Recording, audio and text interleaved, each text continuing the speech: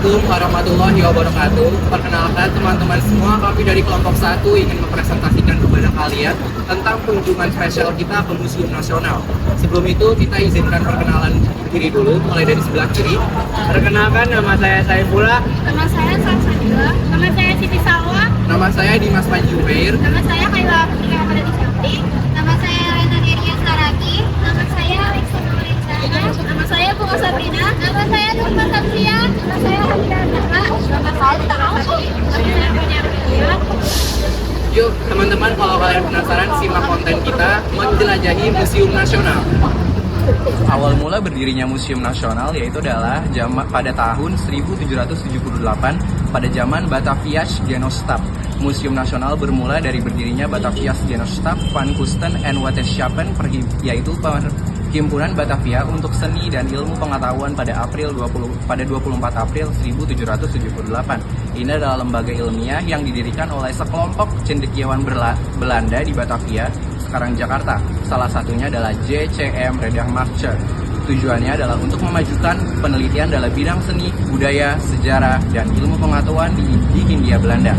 Yang kedua, koleksi pertamanya adalah Redemarcher menyumbangkan koleksi pribadinya, buku dan benda-benda kuno sebagai dasar koleksi museum.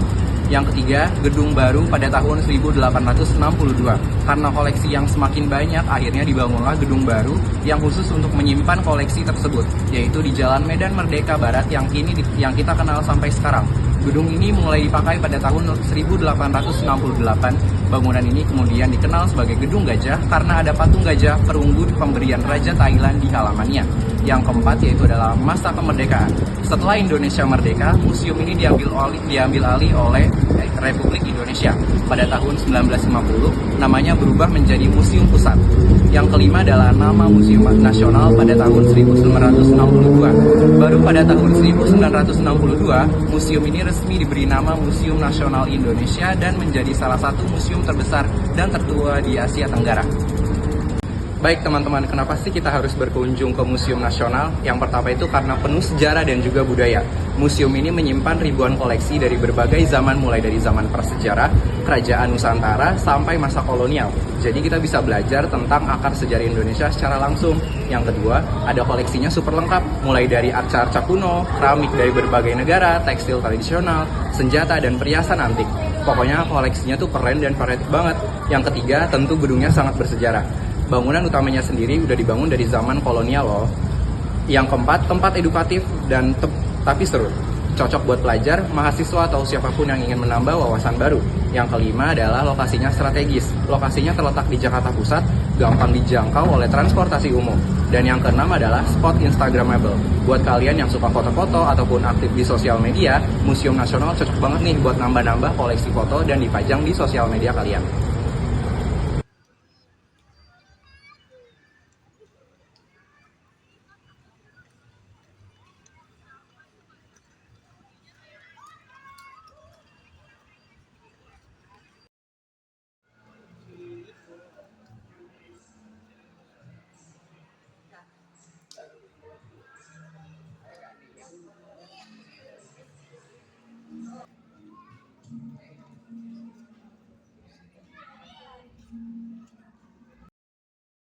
Di belakang saya ada Pita Maha, adalah asosiasi seni yang dikreasikan oleh bangsawan Ubud, Soekarno Gede Agung Sukawati berupa Bali, Aigusti Nyoman Rempat berupa Jerman, Walter Nyoman Rempat berupa Jerman, Walter Spitz dan berupa Belanda. Menurut nama Pita Maha yang berarti leluhur agung dalam bahasa Kawi merujuk pada Dewa Brahma, simbol penciptaan. Berdiri di Ubud pada 19 Januari 1936, Pita Maha bertujuan untuk mengembangkan dan mempertahankan seni Bali dari degradasi yang disebabkan oleh komunikasi massa akibat pariwisata, menjaga otentitas karya serta melindungi kepentingan ekonomi anggotanya yang terdiri dari pelukis, mahakayu, serta rajin emas dan perak.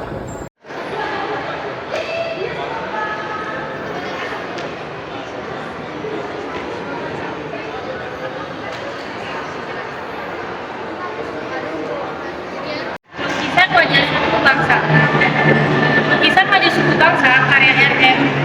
ini tahun 1875 sampai 1936, dibuat pada tahun 1936 dengan judul asli Les People des Indes Nederlandiërs, masyarakat Hindia Belanda, menampilkan 78 lukisan wajah-wajah suku bangsa di Nusantara. Rencana awal pembuatan lukisan-lukisan ini dibuat oleh pameran kolonial di Paris pada tahun 1931. Setelah variasinya hancur dalam kebakaran, RM Tirgandie dengan tekun ulang panen kayu jati yang kini menjadi dokumentasi berharga atas keberagaman budaya Indonesia dalam koleksi Museum Nasional Indonesia. Lukisan-lukisan ini direstorasi antara tahun 2016 hingga 2020. Sebelum dipajang kembali di Museum Nasional Indonesia, RM Tirgandie adalah seorang maestro dan kartografer ulung. Ia dikenal karena kontribusinya dalam mendokumentasikan kriya dan warisan kebudayaan Nusantara secara terperinci.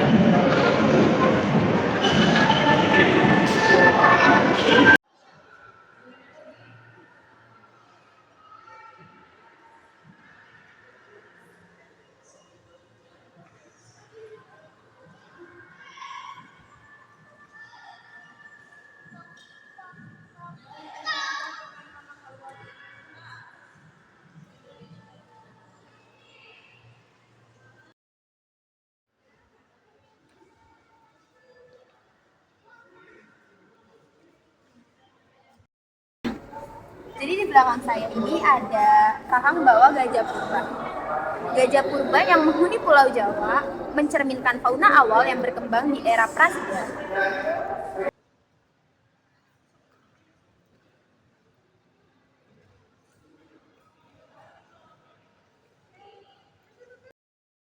Ada kepala buaya Sungai Purba Gavialis bengalensis.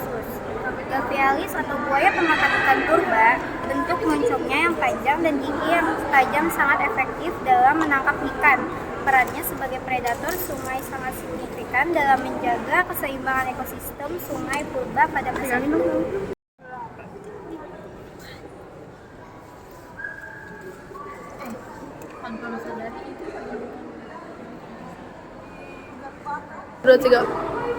Manusia purba Homo erectus. Fosil tengkorak asli berikut ditemukan di Jawa Barat dan masih dalam proses penelitian. Secara morfologi, tengkorak ini menyerupai Homo erectus di Jawa.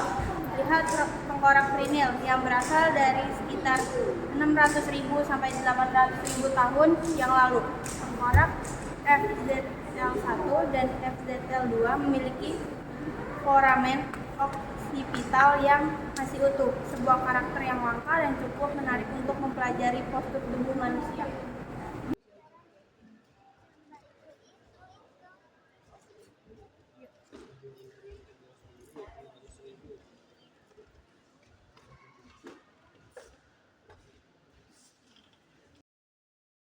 Di belakang saya ini ada patung Ganesha. Ganesha dalam ajaran Hindu adalah dewa ilmu, pengetahuan, dan penyingkir rintangan. Anak dewa Siwa dan Parthiwi. Ia digambarkan dengan bertubuh manusia dengan kepala gajah, membawa kapak, tasbih, dan mangkuk berisi ilmu pengetahuan yang dihisap oleh belalainya. Ia menempati bilik belakang candi Hidusaiwa. Di belakang saya ada topeng Hidok dari Kayan atau Kalimantan Barat. Para penari topeng Hidok menjadi perantara yang bertugas menyampaikan doa untuk memperoleh hasil panen berlimpah dan kesejahteraan bagi desa, serta mengucapkan syukur atas hasil panen yang diperoleh. Di sebelah saya ada topeng Batak Simalungun, yaitu topeng dari Simalungun ini dinamakan topeng, digunakan suatu upacara ritual kematian Namatei Sayur Matua, suatu ritual duka cita. Tarian topeng-topeng dilakukan bersamaan dengan tari huda-huda. Tari topeng berperan sebagai penghibur bagi keluarga jenazah dan pelayan.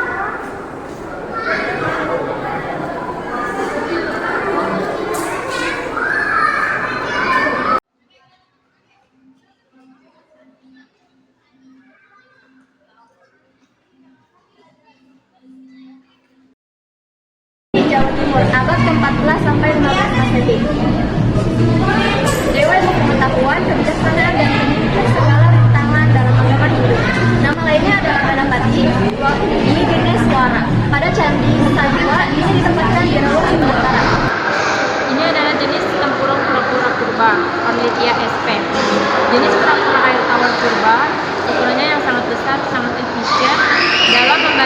di air yang dinamis dan beratus deras. Selain itu, cangkangnya yang keras ikut melindunginya dari ancaman predator sekitar.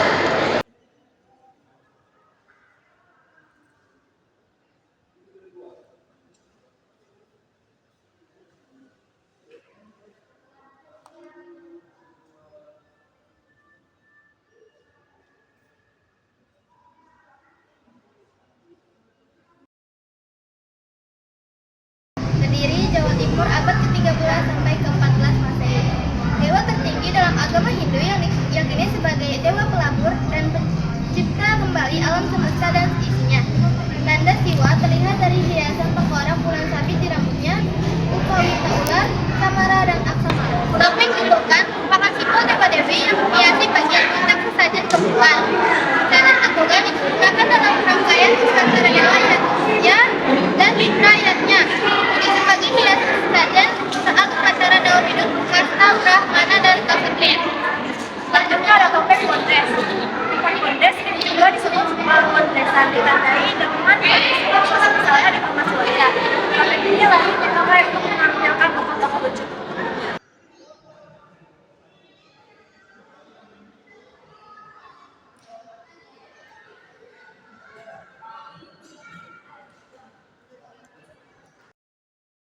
Wisnu, dewa pemeliharaan alam semesta dan isinya dalam agama Hindu yang memegang senjata gada atau simbol keberadaan individual.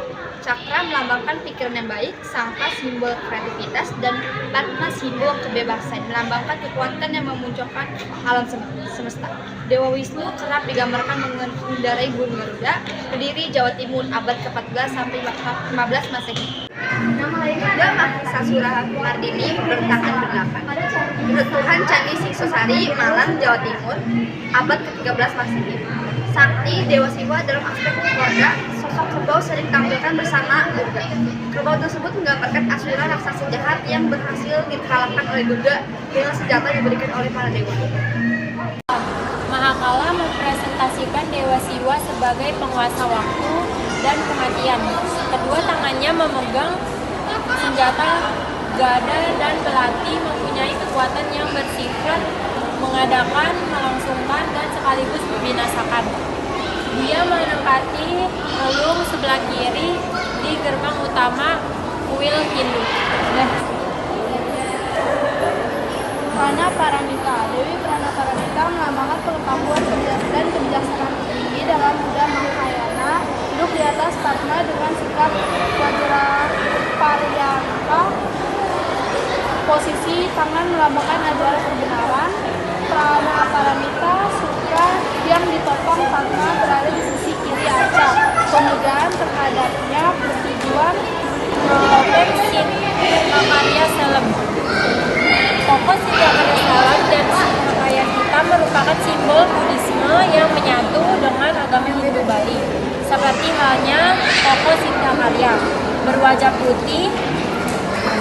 Singakarya Selem muncul pada akhir pertunjukan topeng Pajegan sebagai penutup, mengucapkan doa dan mantra-mantra untuk suksesnya pelaksanaan upacara.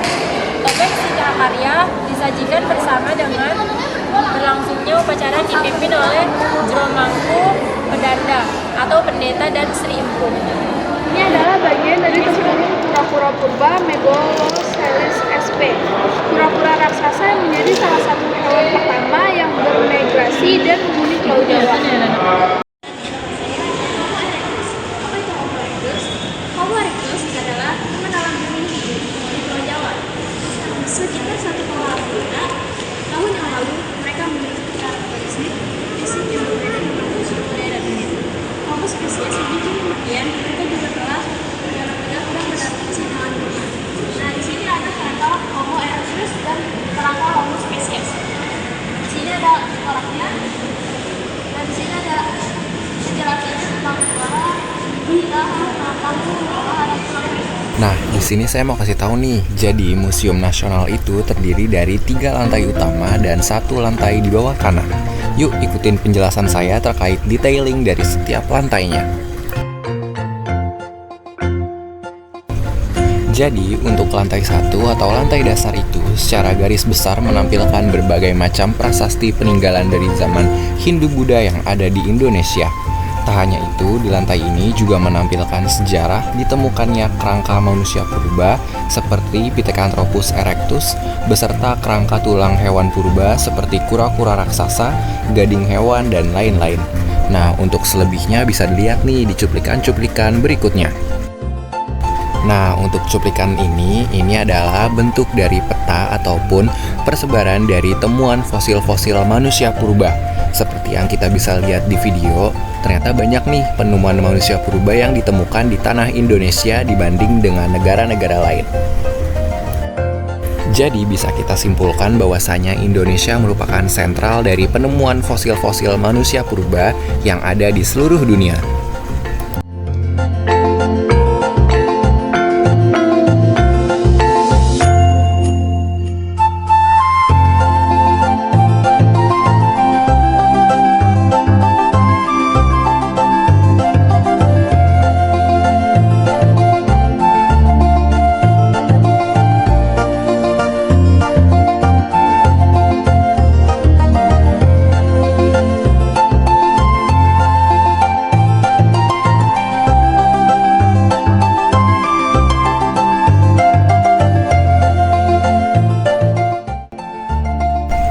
Berikut adalah beberapa nama sejarawan yang meneliti tentang temuan manusia purba nih. Ada dari Indonesia juga loh.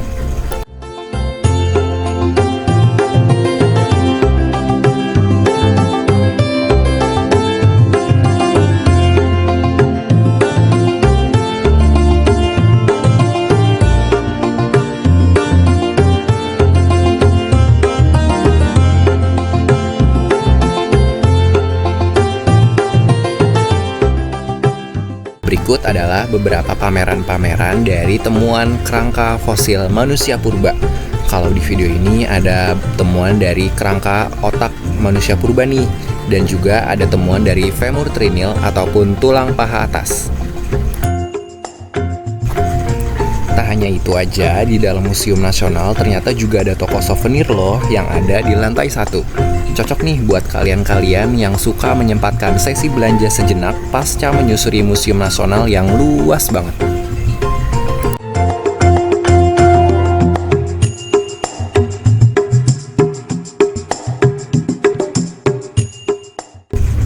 Nah, ini adalah lantai 2. Kalau untuk lantai 2, di sini menampilkan pameran dari bagaimana Islam bisa masuk ke Indonesia. Tak hanya itu saja, di lantai ini juga menampilkan peninggalan beberapa tokoh Islam terkenal dari Nusantara loh. Dan ada juga nih pameran dari berbagai versi Al-Quran dan juga ilmu fikih Islam terdahulu. Selain itu, di lantai ini juga ada pameran senjata ataupun serpihan kapal yang digunakan para pendakwah selama melaksanakan dakwahnya di Nusantara. Nih, selebihnya bisa dilihat di cuplikan-cuplikan berikut.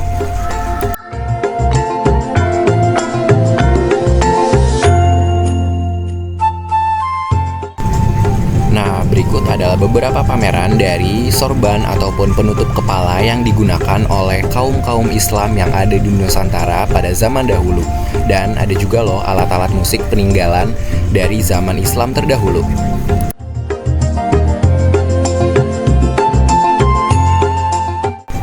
Nah, ada juga nih pameran-pameran ataupun ukiran dari batu ataupun kapur yang dibuat oleh kaum-kaum Islam terdahulu.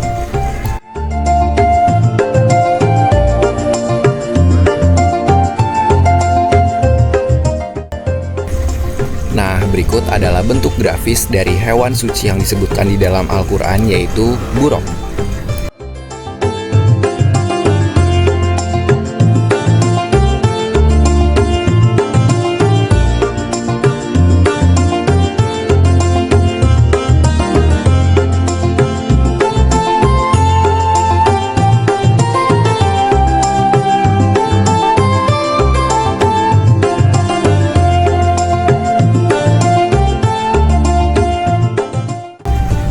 Ada juga nih senjata-senjata dan juga koin-koin yang digunakan pada zaman Islam terdahulu. Mayoritas datangnya dari tanah Persia ataupun tanah Arab.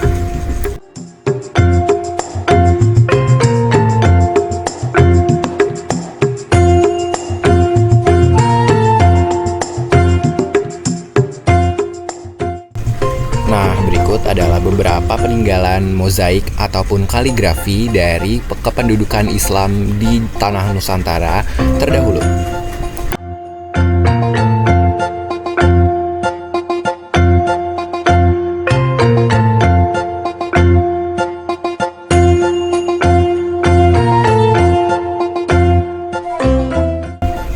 Nah, di dalam ruangan yang besar ini kita bisa melihat nih beberapa versi-versi Al-Quran yang ditemukan di tanah Nusantara.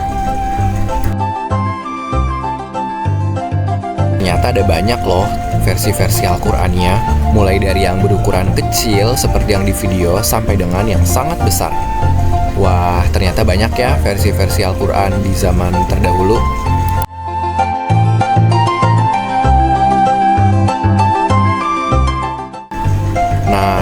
Temuannya ini tentu tak berasal dari satu daerah saja, melainkan dari berbagai tanah di Indonesia.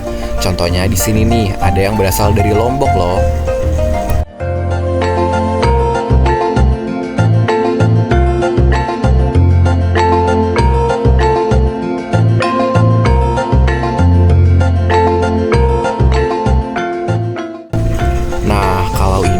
Contoh nyata dari Al-Quran cetak tahun keluaran 1600-an. Wah, beda banget ya dengan Al-Quran di zaman sekarang. Ternyata di sini juga ada nih temuan-temuan batu nisan milik tokoh-tokoh Islam di Nusantara terdahulu.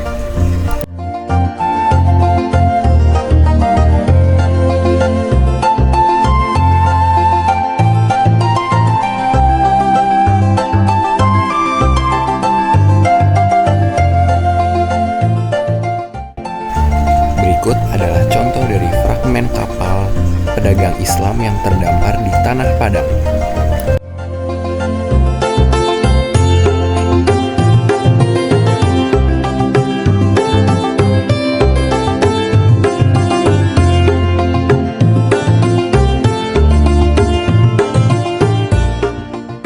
Berikut adalah fragmen tonggak kayu yang digunakan sebagai konstruksi rumah, kapal, ataupun rumah panggung.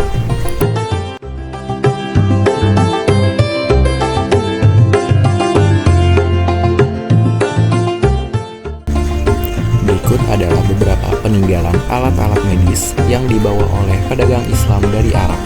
Dulu Islam dinilai sangat maju dalam bidang kedokteran.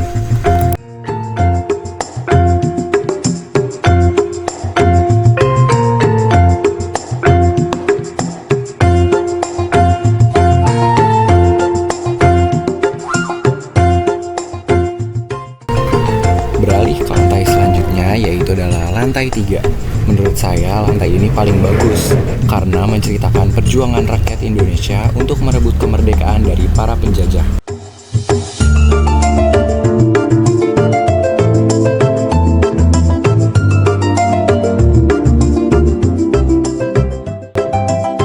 Berikut ada replika dari bambu runcing, senjata yang digunakan oleh penduduk Indonesia dalam melawan penjajah pada masa penjajahan.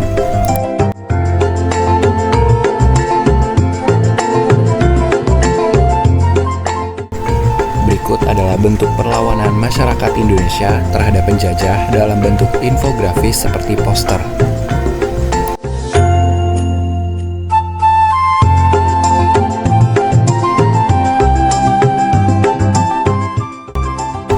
Berikut adalah beberapa peninggalan wayang dari zaman prakolonial.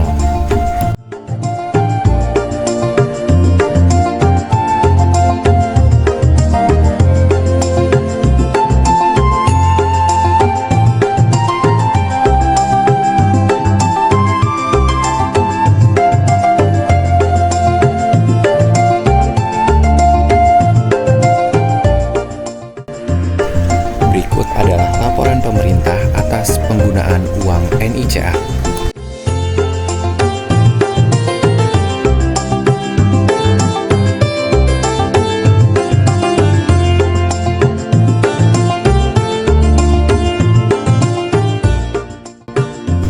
Nah, di ruangan ini banyak nih alat-alat musik dari seluruh Nusantara. Wah, menarik banget ya, alat-alat musiknya hadir dalam berbagai macam bentuk. Di sini juga ada peninggalan berupa prasasti Kalasan loh.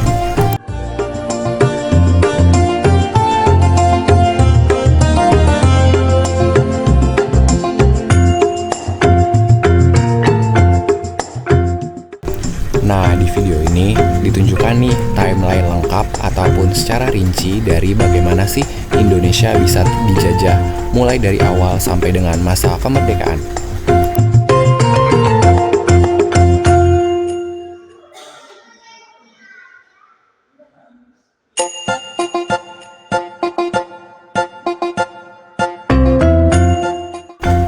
Nah, ditunjukkan juga nih beberapa perang-perang yang terjadi pada saat masa penjajahan di daerah-daerah yang ada di Indonesia.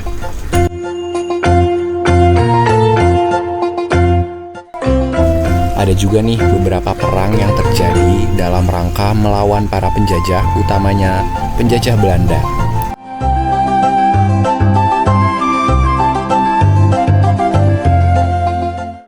Di sini diceritakan juga nih bagaimana Jepang bisa masuk ke Indonesia dan bagaimana masyarakat Indonesia melawan Jepang dalam masa penjajahannya.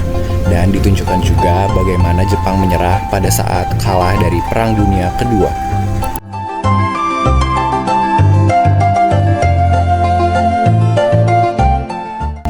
Di sini ditunjukkan nih beberapa kata-kata motivasi agar kita tetap menjaga Indonesia sebagai sebuah negara kesatuan dan tidak berpecah belah.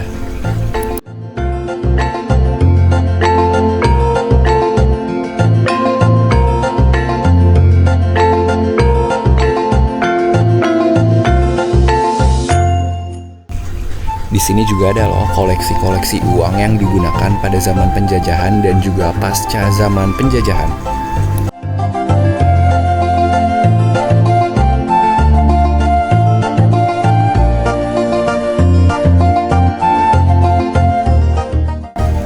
Nah, ternyata di sini juga ada nih replika dari teks Sumpah Pemuda yang terjadi pada tahun 1928. Tak hanya itu saja, juga ada replika dari Deklarasi Juanda. Bisa dilihat ya untuk replikasinya di video.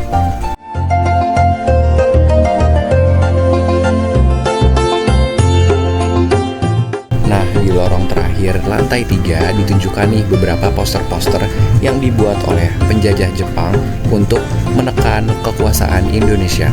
Contohnya seperti di video, yaitu ada poster 3A. Tak hanya itu saja, masyarakat Indonesia juga membuat nih film-film propaganda guna melawan kependudukan penjajahan.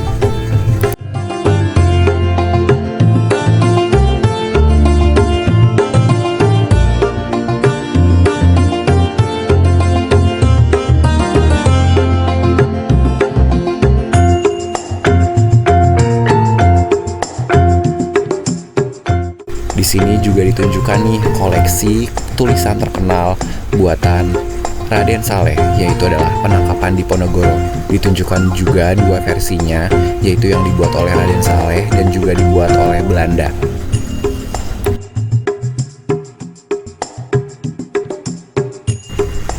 Kesimpulan dari video ini adalah Museum Nasional merupakan museum terbesar di Indonesia dengan jumlah koleksi yang tak pasti berapa. Museum Nasional juga menjadi sebuah museum pembuka wawasan dan menambah pengetahuan tentang berbagai koleksi, mulai dari kerajaan Hindu-Buddha, koleksi manusia purba, terbentuknya Islam di Nusantara, sampai dengan perjuangan kemerdekaan Republik Indonesia.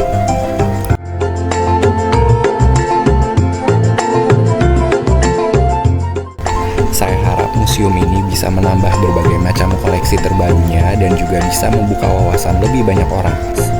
Selain itu, semoga pihak Museum Nasional bisa merawat dengan baik berbagai macam koleksi yang tersimpan di museum ini agar bisa tahan awet sampai dengan masa yang mendatang.